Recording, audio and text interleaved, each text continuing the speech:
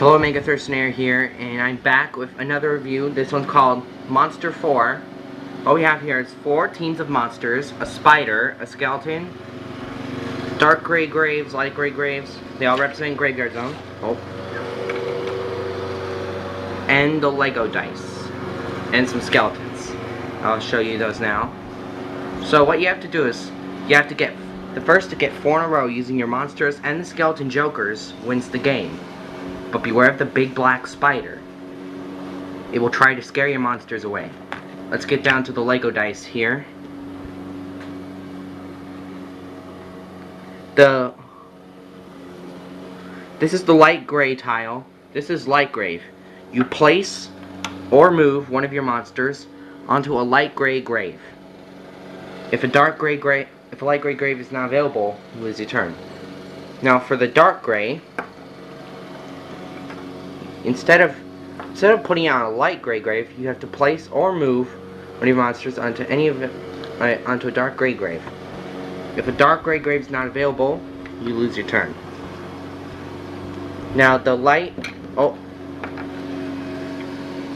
be a bit careful. Now for the light, these stand for any grave. You place or move one of your monsters onto any available grave of your choice. Skeleton jokers count for onto any available grave of your choice. Sorry, I'm reading out the directions right now. Please move one of your monsters onto any available grave of your choice. If a grave is not available, just use the turn. Now, the white here is skeleton jokers. You can place one skeleton joker onto any empty grave of your choice. Skeleton jokers count for every player as a monster of their color, and every player can combine of his or her monsters to make 4 in a row. Like that. Okay, that's that.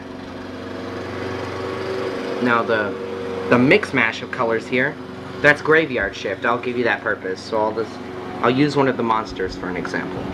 You take one monster of another player off the board and replace it with one of your monsters that's already on the board or not yet on the board.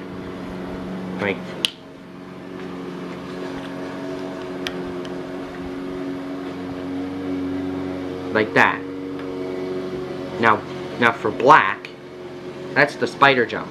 You move the spider to a new graveyard zone. A graveyard zone consists of 4 graves on the same color in a corner of the game board. When the spider jumps into a new graveyard zone, all monsters in that zone are scared off and return to their players.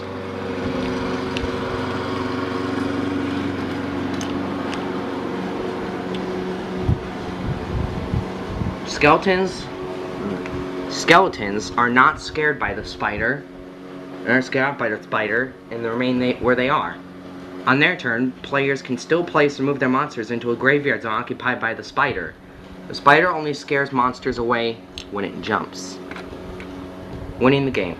The first player to get 4 in a row wins. You can also win using the 2 diagonal lines on the board and any combination of your monsters and skeleton jokers, like 4 times the same color monster, 3 color monsters, and 3 times the same color monsters and 1 skeleton, 2 monsters and 2 skeletons, and a monster and 3 skeletons.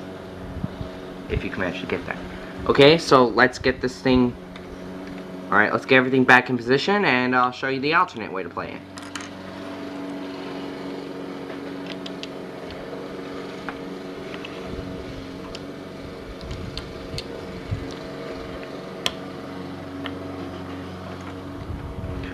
Okay. Off. Now white. Skeleton blocker. Skeletons are no longer jokers. Now they block the way. You place a skeleton blocker onto any one of the empty graves to block in any rows connected to the skeleton blocker, or you can place a skeleton blocker on top of a monster. Monsters stuck under a skeleton blocker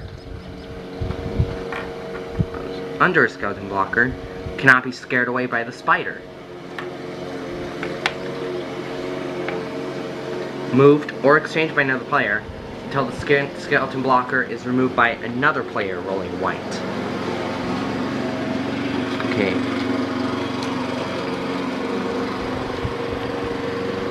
Now, the black, friendly spider. What if the spider became your friend when you roll black? Now, when the spider jumps into a new zone, it scares away the other player's monsters, and not your own. Okay. Like, I'll give out a perfect example of that.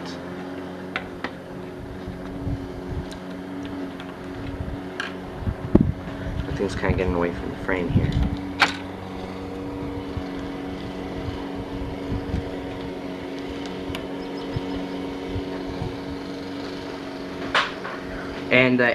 And the light and dark gray tile combo here is exchange places.